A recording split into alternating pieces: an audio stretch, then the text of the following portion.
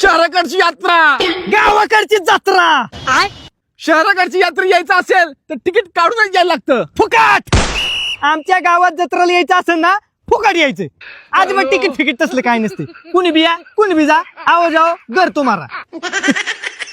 शहराकडची यात्रेत पार्किंगची मोठी व्यवस्था केलेली असती. रताळी. आमच्या इकडे अजिबात पार्किंग फिरकिंगची कायची व्यवस्था नसती. कुणी बी या आणि कुठं बी गाड्या लावा. पण बाजारात म्हणलं तरी गाड्या लावतो आम्ही. मग येणारे जाणारे लोक बी हँग होतात. गाडी नक्की ही काय ठेवली का पार्किंगला लावली. शहराकडच्या यात्रेत मोठे मोठे लोक येतात. कुणी बी. आमच्या गावाकडे कुणी बी यात्रा लिहू शकते.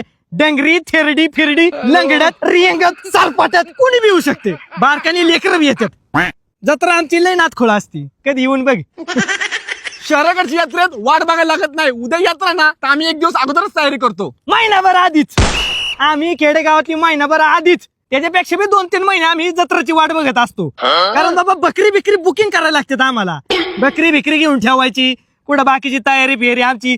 असं आम्हाला असं वाटतं की कधी जत्रा आमची येईन, कधी आम्ही जत्रात फिरण, असं आम्हाला होतं. नुसती एक्साइटमेंट असते आमच्यासाठी. सगळं सण बिन एका बाजूला आणि आमच्या गावची जत्रा एका बाजूला असती आमच्यासाठी. शहराकडच्या यात्रेत खूप महाग महाग वस्तू विकायला येतात. जसं की ड्रोन, लहान मुलांचे एक्सपेन्सिव्ह कार्स, गिटार, अशा खूप साऱ्या मोठ्या मोठ्या वस्तू विकायला येतात. खुळखुळ.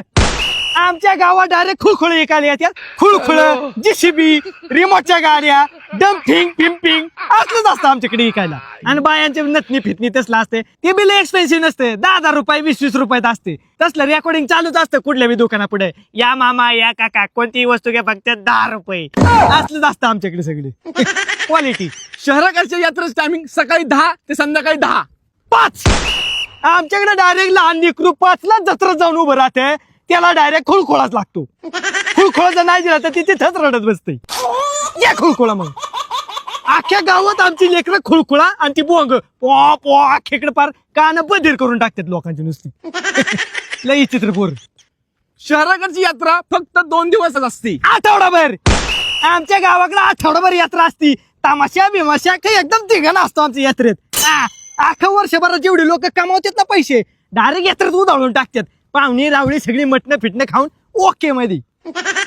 त्यामुळे सांगतोय जत्राचा जर नाद करायचा असेल ना तर गावाकडे ये. गावात सगळे टॉपचेच विषय असतात. त्यामुळे गावाकडचा नाद करायचाच नाही. विषय